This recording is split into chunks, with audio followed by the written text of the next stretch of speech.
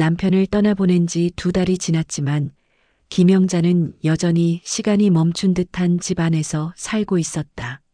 아침마다 그녀는 습관처럼 식탁 위에 놓인 남편의 안경을 바라보았고 책장 위에 반쯤 접힌 신문을 그대로 두었으며 현관에 가지런히 놓인 슬리퍼 한 켤레를 치우지 못했다. 그 모든 것이 제자리를 지키고 있었지만 정작 주인은 없었고 그 빈자리는 날이 갈수록 더 크게 느껴졌다. 혼자 남은 집은 너무 넓었고 텅 빈 식탁 앞에 앉아 밥을 먹을 때면 숟가락을 드는 것조차 무겁게 느껴졌다. 창밖으로는 봄이 왔고 이웃집 정원에는 꽃이 피어났지만 영자의 마음속은 여전히 겨울이었다. 그녀는 아침부터 저녁까지 거의 말을 하지 않았고 가끔 전화벨이 울려도 받기가 두려웠다. 친구들의 위로 섞인 목소리를 듣는 것조차 버거웠기 때문이다. 그렇게 그녀는 점점 세상과 멀어지고 있었고 스스로도 그것을 알고 있었지만 어쩔 도리가 없었다. 어느 토요일 오후 초인종이 울렸다. 아들 민수가 며느리 선영과 함께 찾아온 것이었다. 민수는 평소보다 밝은 표정을 지으며 거실 소파에 앉았고 선영은 부엌으로 가서 커피를 끓이기 시작했다. 영자는 갑작스러운 방문에 조금 당황했지만 그래도 아들의 얼굴을 보니 마음 한편이 따뜻해졌다. 민수는 잠시 말을 아끼다가 조심스럽게 입을 열었다. 엄마, 이번에 가족 여행을 가려고 하는데요. 엄마도 같이 가시죠? 그녀는 눈을 동그랗게 뜨고 아들을 바라봤다. 가족여행이라는 말이 너무 오랜만에 들려서 실감이 나지 않았다. 그녀는 손을 저으며 말했다. 내가 거길 왜 가니? 너희끼리 다녀오면 되지. 민수는 고개를 저었다. 아버지 떠나신 뒤로 계속 집에만 계시잖아요. 이렇게 있으면 몸도 마음도 안 좋아지실 거예요. 공기도 좀 쐬고 기분 전환도 하셔야죠. 그 말에는 걱정과 배려가 섞여 있었고 그녀의 마음 한쪽이 조금씩 흔들리기 시작했다. 그때 선영이 커피를 들고 와서 미소를 지으며 말했다. 어머님, 해외는 어떠세요? 요즘 다낭이 정말 좋대요. 날씨도 좋고 음식도 맛있고 가족끼리 가기 딱 좋은 곳이래요. 해외라는 말에 그녀는 잠시 숨이 멎는 듯했다. 평생 한국을 벗어난 적이 없었고 비행기를 타본 적도 손에 꼽을 정도였다. 낯선 나라, 알아듣지 못하는 언어, 익숙하지 않은 음식들, 그 모든 것이 두렵기도 했지만 동시에 묘한 설렘이 가슴 한편에서 일어났다. 어쩌면 이것이 다시는 오지 않을 마지막 기회일지도 모른다는 생각이 스쳤다. 며칠 동안 그녀는 밤낮으로 고민했다. 남편과 함께 살던 기억들이 떠올랐고 그와 함께 가보지 못한 곳들이 떠올랐다. 그는 늘 언젠가 우리 둘이서 여행 한번 가보자고 말했지만 결국 그 약속은 지켜지지 못했다. 그래서인지 이번 여행이 남편에게 하지 못한 작은 약속을 대신 이루는 것처럼 느껴졌다. 그리고 무엇보다 아들과 며느리가 자신을 생각해 준다는 사실이 고마웠다. 결심이 서자 그녀는 오래전부터 간직하던 금반지를 꺼냈다. 남편이 결혼 40주년 때 선물해 준 반지였는데 평소에는 아껴두고 특별한 날에만 꺼내보곤 했다.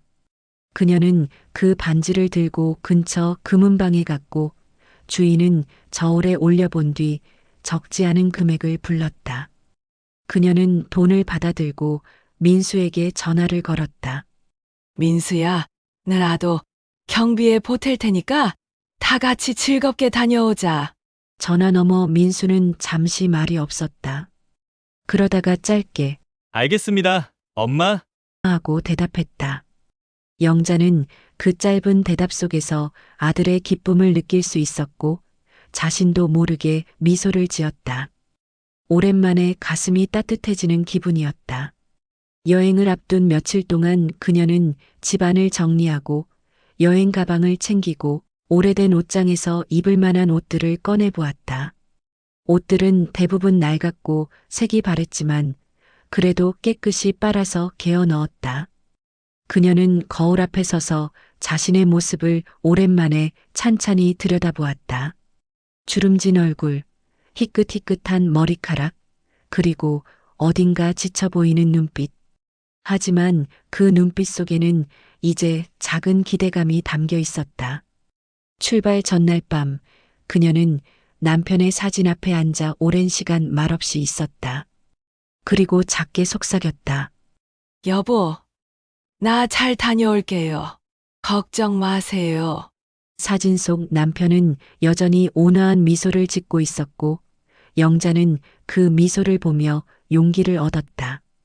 그녀는 이번 여행이 단순히 바다를 보러 가는 것이 아니라 가족이 다시 하나가 되는 소중한 시간이 될 거라고 믿었다. 그리고 그 믿음 속에서 새로운 시작을 꿈꾸었다. 하지만 그녀는 아직 몰랐다. 그 믿음이 얼마나 쉽게 무너질 수 있는지, 그리고 자신이 얼마나 큰 배신 앞에 서게 될지를. 비행기가 다낭 공항에 착륙하자마자 기내문이 열리면서 습하고 뜨거운 공기가 한꺼번에 밀려 들어왔다. 그녀는 처음 느껴보는 열대의 공기에 잠시 숨이 막히는 듯 했지만 동시에 낯선 땅에 발을 디뎠다는 실감이 조금씩 들기 시작했다. 공항 안은 사람들로 북적였고 알아듣지 못하는 언어들이 사방에서 들려왔으며 형광등 아래로 지나가는 여행객들의 얼굴은 저마다 설렘과 피로가 뒤섞여 있었다. 그녀는 아들과 며느리의 뒤를 따라 걸으면서 자꾸만 뒤처질까봐 조금씩 걸음을 재촉했고 무거운 가방을 끌면서도 내색하지 않으려 애썼다. 공항을 빠져나와 택시를 타고 한참을 달리자 창밖으로 야자수가 늘어선 거리와 오토바이 무리, 그리고 낯선 간판들이 스쳐 지나갔다. 그녀는 창밖 풍경을 넋을 잃고 바라보았고 그 순간만큼은 모든 걱정을 잊은 듯 평온한 표정을 지었다. 택시가 멈춘 곳은 해변가에 자리한 고급 호텔이었고 로비에 들어서자 시원한 에어컨 바람과 함께 대리석 바닥이 반짝이며 그녀를 맞이했다. 천장에는 화려한 샹들리에가 걸려 있었고 프런트 직원들은 정중한 미소로 손님들을 안내했다. 그녀는 이런 곳에 묵어본 적이 없었기에 모든 것이 낯설면서도 신기했고 자신이 마치 다른 세계에 온 것 같은 기분이 들었다. 객실로 안내받아 문을 열자 넓은 방 안으로 햇살이 쏟아져 들어왔고 창문 너머로는 푸른 바다가 끝없이 펼쳐져 있었다. 그녀는 잠시 멍하니 그 풍경을 바라보다가 조심스럽게 창가로 다가가 창문을 열었다. 따뜻한 바람이 커튼을 흔들며 들어왔고 파도 소리가 멀리서 들려왔다. 그녀는 평생 이런 풍경을 꿈꿔왔지만 한 번도 와보지 못한 곳이었고 지금 이 순간이 꿈만 같았다. 그녀는 가슴이 두근거리는 것을 느끼며 작게 미소 지었고 남편에게 이 풍경을 보여주지 못한 것이 못내 아쉬웠지만 그래도 감사한 마음이 더 컸다. 첫날 저녁 세 사람은 호텔 근처 식당에서 함께 저녁을 먹었다. 해산물 요리가 나왔고 그녀는 처음 먹어보는 음식들에 조심스럽게 젓가락을 댔다. 민수와 선영은 사진을 찍고 이야기를 나누며 즐거운 시간을 보냈고 그녀도 그 분위기 속에서 오랜만에 편안함을 느꼈다. 하지만 식사가 끝나고 호텔로 돌아온 뒤 민수는 피곤하다며 일찍 방으로 들어갔고 선영도 씻으러 간다며 자리를 떴다. 그녀는 혼자 로비 소파에 앉아 창밖을 바라보다가 방으로 돌아와 침대에 누웠지만 쉽게 잠이 오지 않았다. 다음 날 아침 그녀는 일찍 일어나 창밖의 바다를 바라보며 하루를 시작했다. 아침 식사 후 민수가 말했다. 엄마, 오늘은 날씨가 너무 덥고 일정이 빡빡해서요. 엄마는 호텔에서 쉬시는 게 어때요?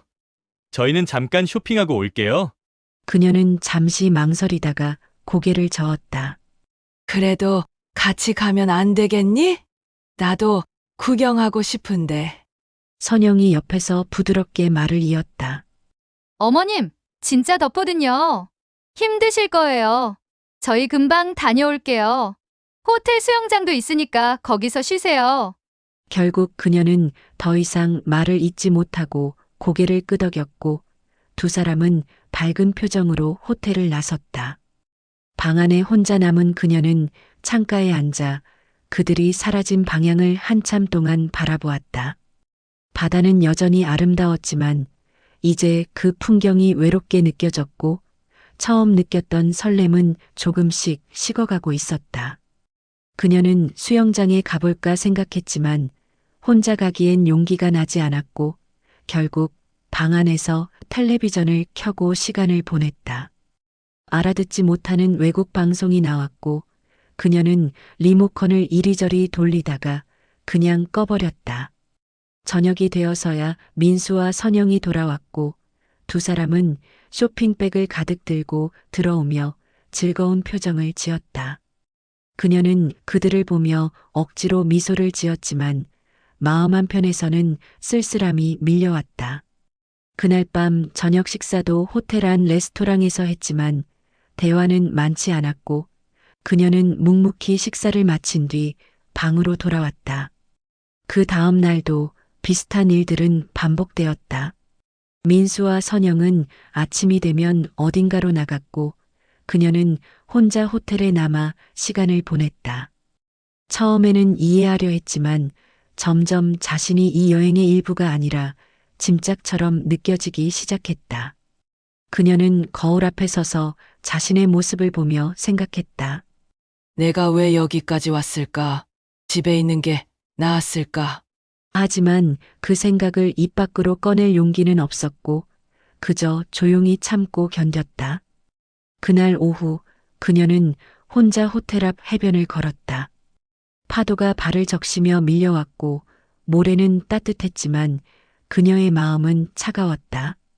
멀리서 아이들이 웃으며 뛰어노는 모습이 보였고 연인들이 손을 잡고 걷는 모습도 보였다. 하지만 그녀는 그 속에서 더욱 외로움을 느꼈고 남편이 살아있었다면 이런 일은 없었을 거라는 생각에 눈시울이 붉어졌다.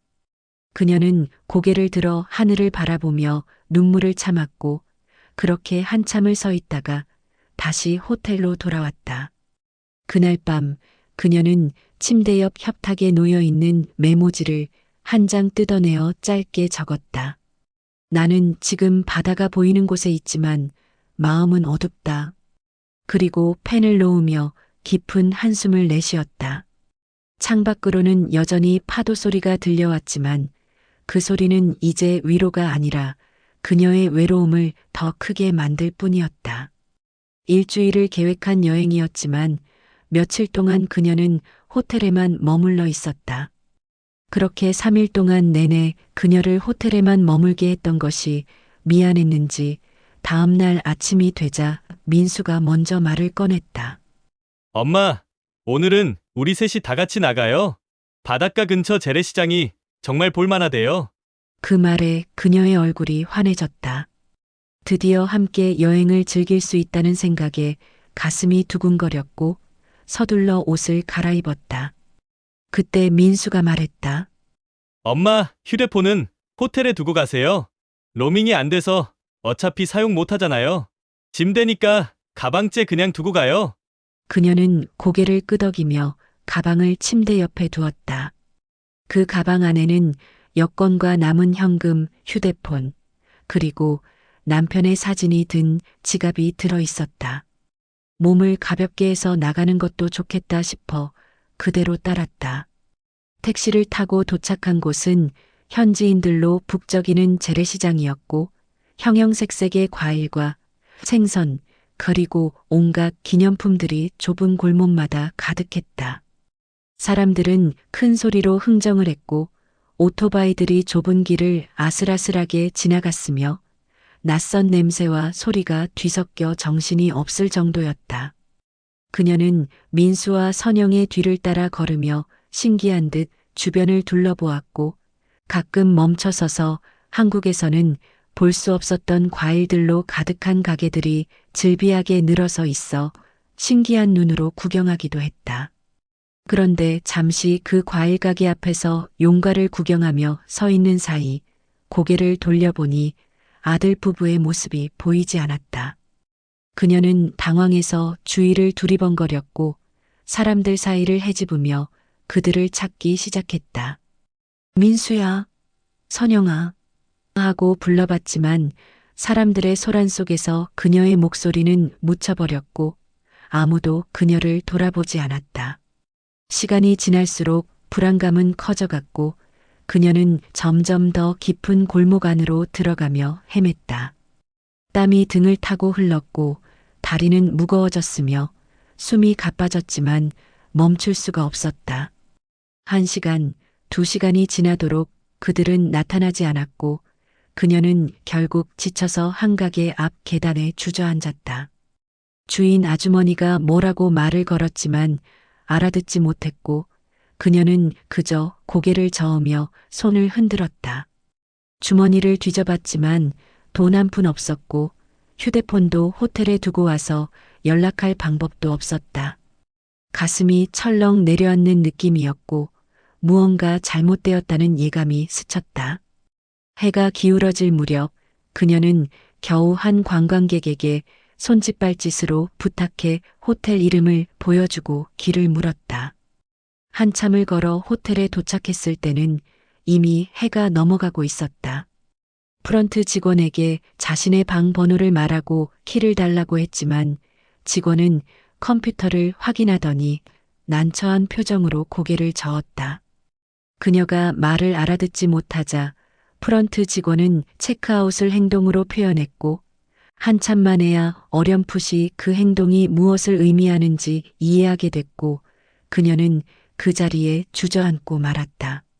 그녀는 귀를 의심했고 그녀의 가방이라도 달라고 표현하자 직원은 이미 아들이 가져갔다는 손짓몸짓을 해왔다. 갑자기 머리가 하얘지면서 아무 생각이 나지 않았고 얼마의 시간이 지나고서야 그녀는 깨달았다. 아들 부부가 자신을 두고 떠났다는 것을. 가방도 여권도 돈도 휴대폰도 모두 가져갔다는 것을. 무릎에 힘이 풀렸고 그녀는 로비 소파에 주저앉아 한참을 멍하니 앉아 있었다. 주변 사람들이 수군거리는 소리가 들렸지만 그녀에게는 아무것도 들리지 않았다. 그날 밤 그녀는 갈 곳이 없었다. 호텔 밖으로 나와 어두운 거리를 걸었고 가로등 아래 벤치를 찾아 앉았다. 바닷바람이 차갑게 불어왔고 몸은 떨렸지만 눈물은 나오지 않았다. 그저 멍하니 하늘을 올려다보며 이 상황이 꿈이기를 바랬지만 차가운 벤치의 감촉은 현실이었다.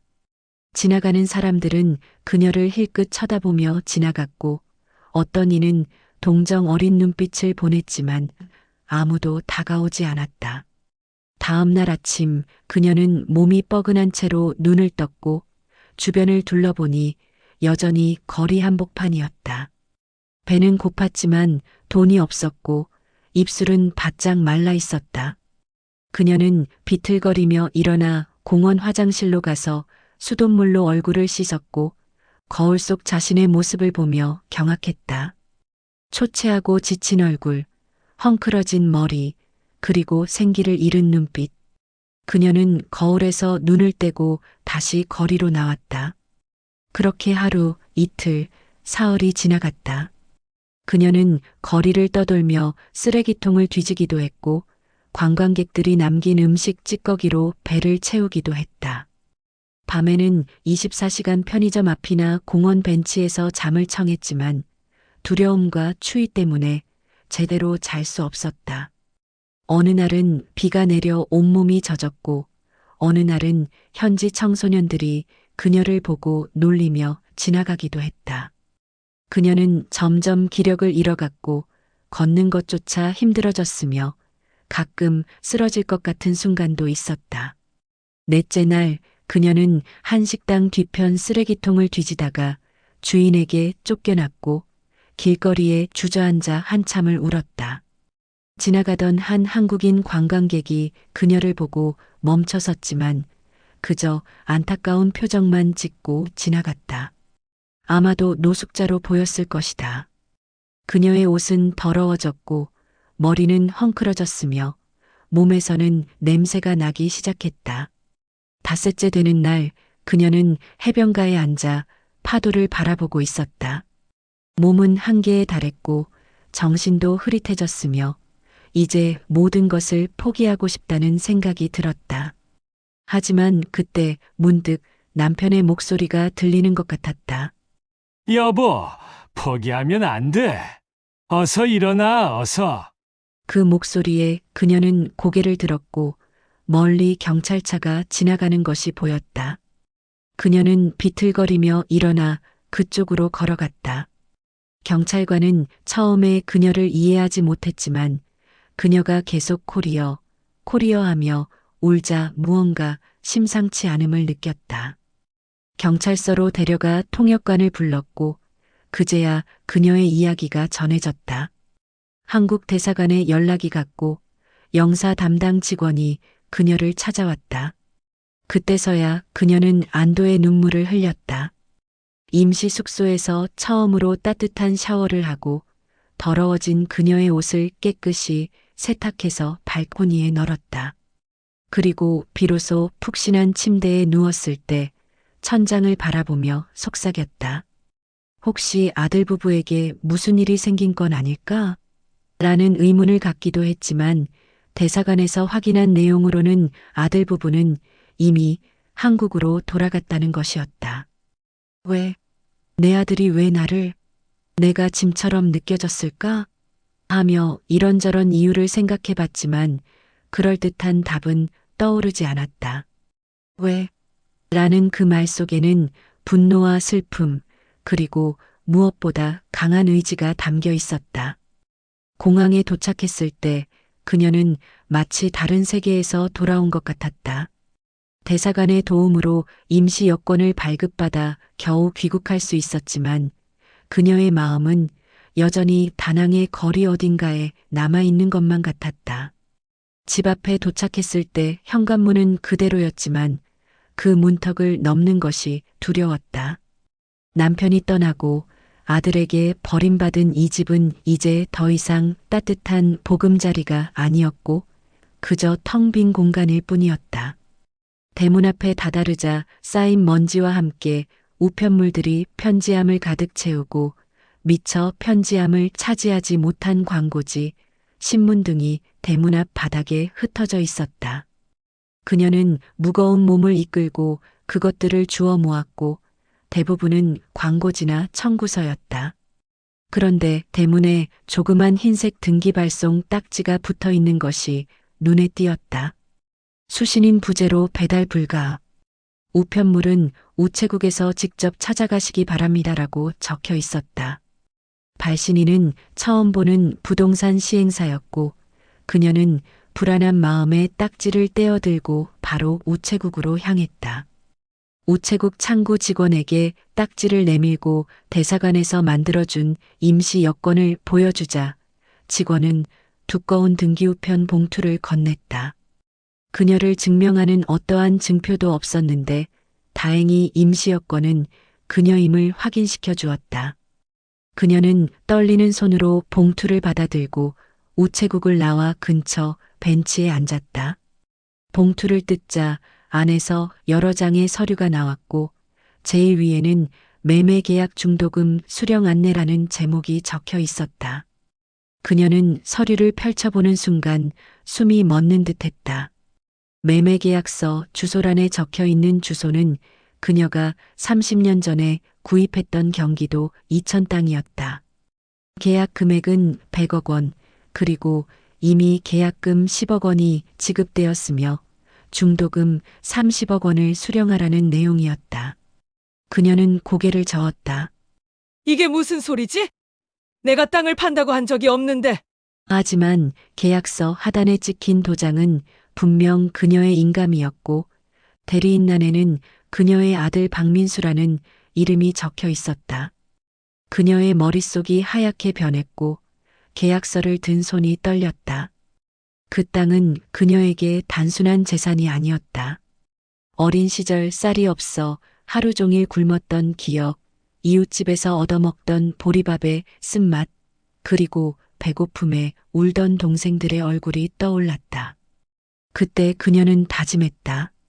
나는 절대 굶지 않을 것이다. 내 자식들은 배고프지 않게 할 것이다. 그래서 결혼 후 잠시도 쉬지 않고 일했다.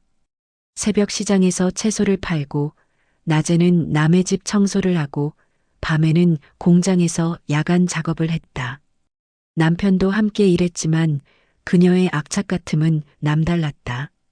결혼 10년 만에 그들은 그녀가 지금 살고 있는 집을 장만했고, 그 후에도 그녀는 일을 멈추지 않았다. 조금씩 모은 돈으로 경기도 이천에 논을 샀다. 처음에는 몇백 평, 그 다음에는 1000평, 그렇게 조금씩 늘려가며 결국 5000평의 논을 소유하게 되었다. 그 땅을 밟을 때마다 그녀는 뿌듯했고, 이제는 안심이다라고 생각했다. 그 땅은 그녀의 땀과 눈물, 그리고 인생 그 자체였다. 그런데 지금 그 땅이 자신도 모르는 사이에 팔렸다는 것이다. 대리인란에 적힌 민수의 이름을 다시 한번 확인했고, 거기에는 위임장과 인감증명서가 첨부되어 있었다. 그제서야 그녀는 퍼즐이 맞춰지는 듯했고, 자신이 다낭에 버려져야 했던 이유를 깨달았다. 다낭에서 가져간 가방 안에 신분증과 인감도장이 들어 있었다는 것을. 아들은 그것만 있으면 주민센터에서 위임장을 만들고 인감증명서를 뗄 수 있었다. 그는 그렇게 모든 서류를 완벽하게 준비해서 그녀 몰래 땅을 팔아버린 것이다. 그녀는 그 자리에 주저앉아 한참을 울었다. 배신감과 분노, 그리고 허탈함이 한꺼번에 밀려왔고 온몸에 힘이 빠졌다. 하지만 울음이 멈추자 그녀는 급히 일어나 통신사로 향했다. 휴대폰이 없어 연락할 방법이 없었기 때문이다. 통신사 직원의 도움으로 새 휴대폰을 개통하고 그녀는 떨리는 손으로 아들의 번호를 눌렀다. 현재 사용하지 않는 번호입니다. 차가운 안내음이 들렸다. 그녀는 다시 눌러봤지만 결과는 같았다. 며느리의 번호도 마찬가지였다. 그들은 번호를 바꿔버린 것이다. 그녀는 가슴이 내려앉는 것을 느끼며 택시를 잡아타고 아들의 아파트로 향했다. 그 아파트는 아들이 결혼할 때 그녀와 남편이 마련해 준 것이었고 그녀는 그 주소를 또렷이 기억하고 있었다. 아파트 단지에 도착해 동번호를 확인하고 엘리베이터를 탔다. 7층을 올라가 현관 앞에 섰을 때 그녀의 심장은 빠르게 뛰었다. 초인종을 눌렀지만 아무 대답이 없었다. 다시 눌러도 마찬가지였다. 그녀는 옆집 초인종을 눌렀고 문이 열리자 중년 여성이 고개를 내밀었다. 저기, 옆집에 사는 사람이 제 아들인데요. 혹시 어디 갔는지 아세요? 여성은 고개를 저었다. 그 집 일주일 전쯤에 이사 갔어요. 짐 다 빼고 나갔던데요. 그 말에 그녀는 무릎에 힘이 풀려 복도 벽에 기댔다. 이웃은 걱정스러운 눈빛으로 그녀를 바라봤지만 그녀는 고개를 숙인 채 아무 말도 하지 못했다. 아들은 흔적도 없이 사라져버린 것이다. 그녀는 비틀거리며 아파트를 나와 길거리를 걸었고 눈앞이 흐려지는 것을 느꼈다. 이렇게 당할 수는 없었다. 그녀는 계약서를 움켜쥐고 법원 근처로 향했다. 법원 주변에는 크고 작은 법무법인들이 즐비했고 그녀는 그중 눈에 띄는 한 곳을 골라 문을 두드렸다. 변호사는 중년의 남자였고 그녀의 이야기를 듣더니 고개를 끄덕이며 말했다. 어머님, 이건 명백한 사기이자 위조입니다. 신분증과 인감도장을 도용해서 만든 위임장이라면 승소 가능성이 높습니다. 그 말에 그녀는 조금 안도했지만 변호사는 이어서 말했다. 다만 시간이 조금 걸릴 겁니다. 그리고 이미 지급된 계약금은 시행사가 돌려받아야 할 돈이니 어머님이 직접 받으실 수는 없습니다. 그녀는 고개를 끄덕이며 답했다. 괜찮습니다. 시간이 걸려도 좋으니 제대로 싸워주세요. 내 땅만 지킬 수 있다면요. 재판은 몇 달에 걸쳐 진행되었고 그녀는 매번 법정에 출석했다. 증인으로 나온 부동산 중개인은 대리인이 모든 서류를 완벽하게 갖춰왔다고 말했고 시행사 측 변호사는 정당한 절차를 거친 계약이라고 주장했다. 하지만 그녀의 변호사는 그녀가 다낭에 있었던 기간 동안 계약이 이루어졌다는 사실을 입증했고 신분증과 인감도장이 도난당한 상태에서 위임장이 작성되었음을 밝혀냈다. 그리고 재판 과정에서 충격적인 사실이 드러났다. 며느리 선영도 처음부터 이 계획에 가담했다는 것이었다. 아파트 개발 정보를 알아낸 것도, 다낭 여행을 제안한 것도, 시장에서 시어머니를 떼어놓기로 계획한 것도 모두 며느리가 주도한 일이었다. 결국 법원은 계약 무효 판결을 내렸고 땅은 그녀에게 돌아왔다. 하지만 시행사는 계약 무효로 인해 계약금 10억 원을 돌려받아야 했고 아들과 며느리를 상대로 반환 소송을 제기했다. 법원의 추적 결과 두 사람은 그 돈으로 고급 수입차를 샀고 명품 가방과 시계를 사들였으며 해외여행을 다녀왔다. 그리고 부모가 결혼 선물로 해준 아파트를 팔아 그 돈과 남은 계약금을 합쳐 강남의 더 큰 아파트로 이사했다. 시행사의 소송으로 두 사람의 모든 재산에 압류가 들어갔다. 새로 산 아파트는 경매로 넘어갔고 차도 압류되었으며 통장도 모두 동결되었다. 아들과 며느리는 하루아침에 빈털터리가 되었고 서로를 원망하기 시작했다.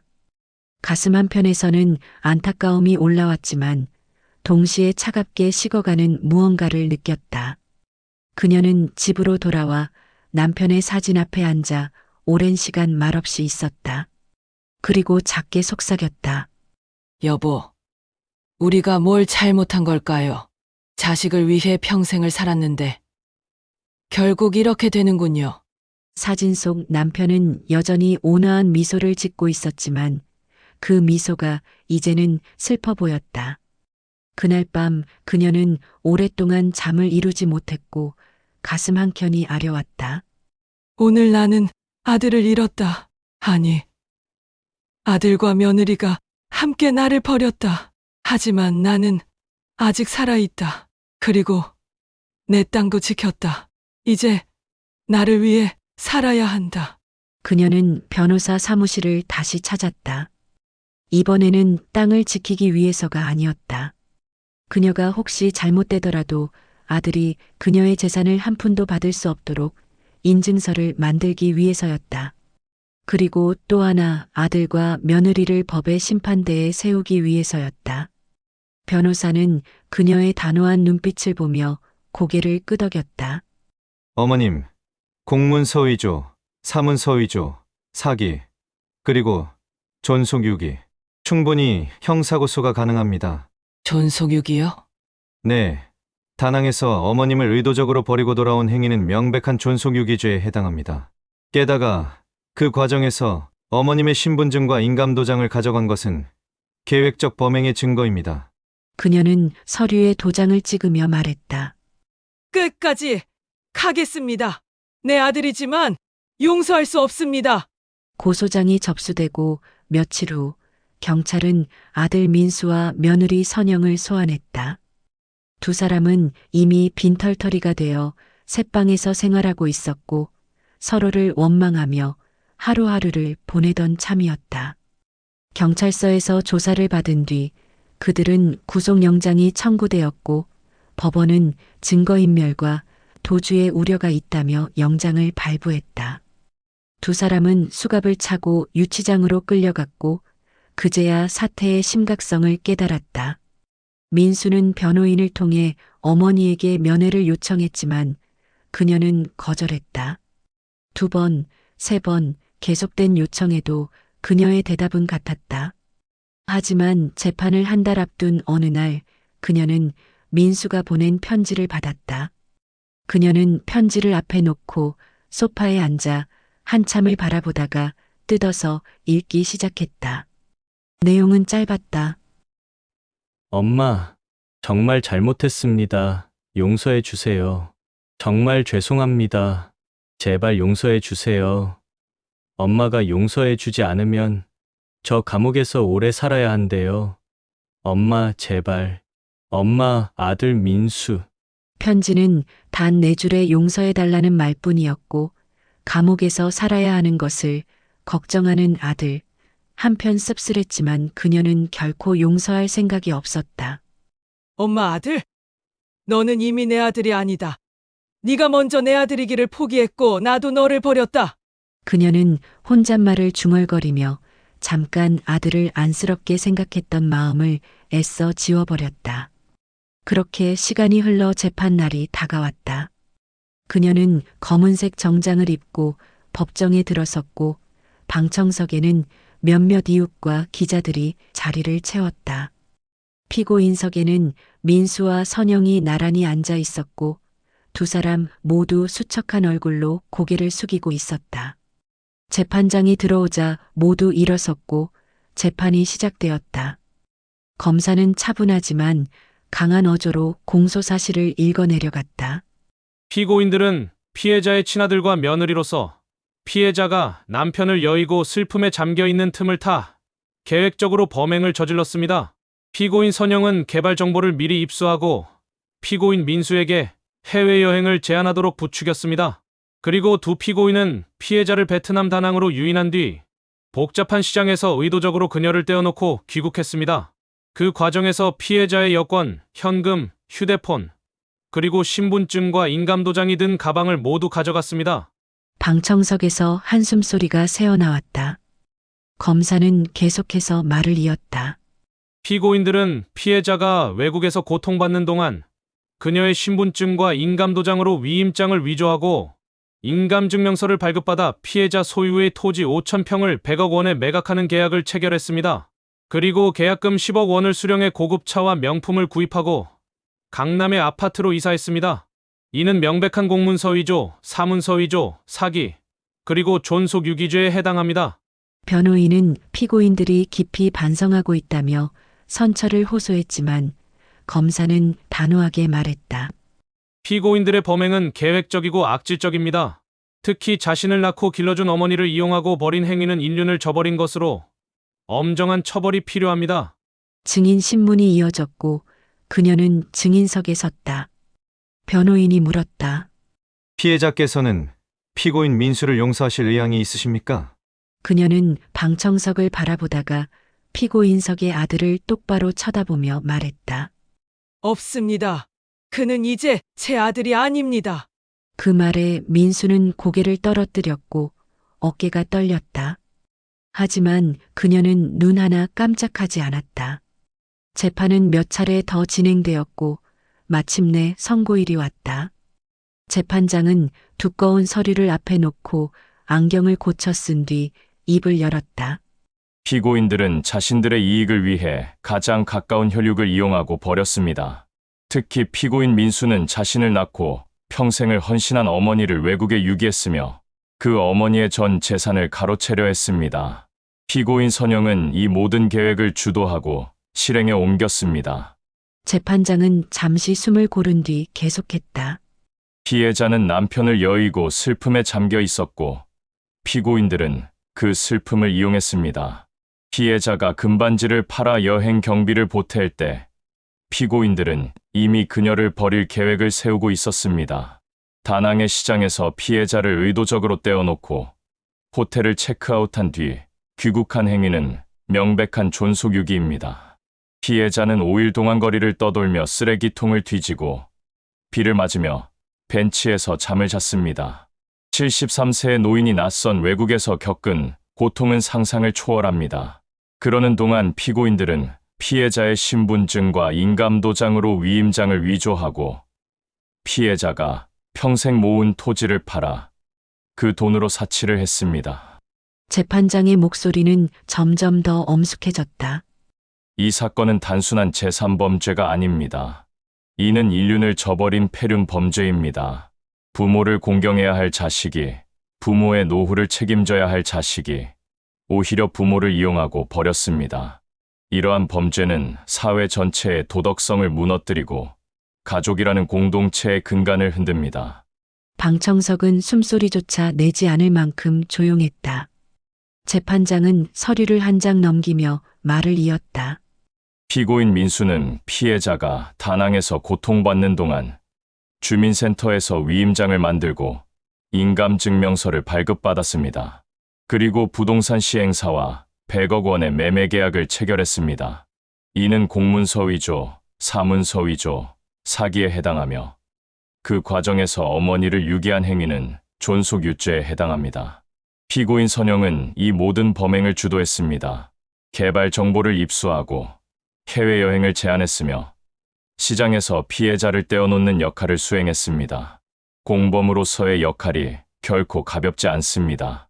재판장은 피고인들을 차례로 바라보며 말했다. 법정은 피고인들의 반성을 참작했지만 범행의 죄질이 너무나 중대하고 악질적이어서 가벼운 처벌은 불가능합니다. 피해자가 용서하지 않는다는 점도 고려했습니다. 무엇보다 이러한 폐륜 범죄에 대해 단호한 메시지를 사회에 전달할 필요가 있습니다. 재판장은 마지막 서류를 펼치고 선고문을 읽기 시작했다. 피고인 민수에게 징역 7년을 선고합니다. 피고인 선영에게 징역 5년을 선고합니다. 퍽 하는 소리와 함께 민수가 피고인석에서 주저앉았다. 선영은 눈물을 흘리며 고개를 떨구었다. 방청석에서는 안도의 한숨과 함께 박수 소리가 터져나왔다.